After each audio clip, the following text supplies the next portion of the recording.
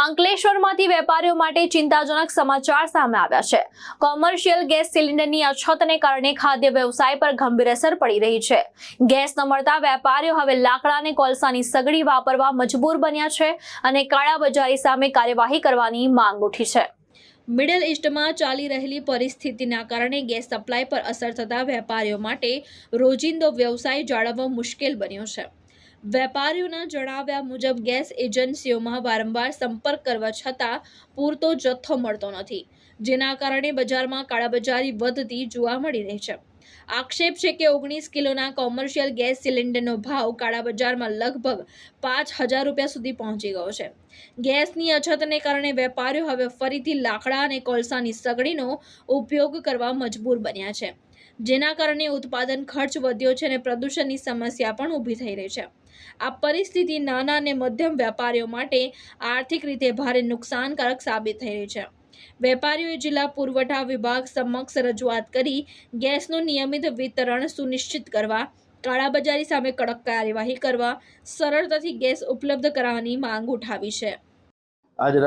આજરોજ આપના ઇલેક્ટ્રિક મીડિયાના માધ્યમથી મારી ભરૂચ જિલ્લાના પુરવઠા વિભાગને અને અંકલેશ્વર તાલુકાના પુરવઠા વિભાગને નમ્ર નિવેદન સાથે એક અમે અપીલ કરીએ છીએ કે અમારા જેવા નાના ધંધાકર્તાઓને જે અમે કોમર્શિયલ ગેસ બોટલ વાપરીએ છીએ તે બોટલોની સપ્લાય થયા પછી આજ દિન સુધી અમને મળી નથી।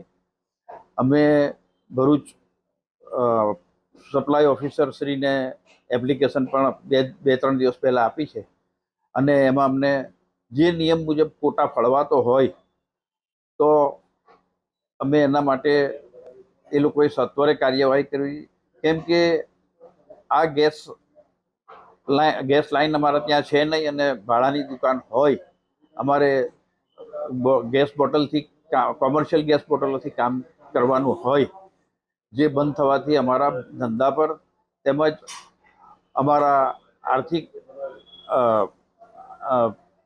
બાબતે અમને ઘણું નુકસાન વેઠવાનો વારો આવ્યો છે। અમારા કર્મચારીઓને પણ બહુ તકલીફ પડે છે। અમે હાલમાં લાકડા અને કોલસા પર અમારો માલ બનાવીએ છીએ અને કેટલોક માલ અમે આ ગેસની સપ્લાય ન હોવાને કારણે બનાવી શકતા નથી, જે અમારું આર્થિક નુકસાન છે। તો મારી નમ્ર અરજ કલેક્ટર સાહેબશ્રીને છે, અંકલેશ્વર એસડીએમ સાહેબને પણ છે કે એવો હસ્તક્ષેપ કરીને જેમ બને તેમ જલ્દી કોમર્શિયલ ગેસ ઉપભોક્તાઓને જરૂરી મદદ કરી અને સત્વરે સપ્લાય મળે એવી કાર્યવાહી કરે। ધર્મેશ રાણા, દ્રષ્ટિકોણ ન્યૂઝ, અંકલેશ્વર, ભરૂચ।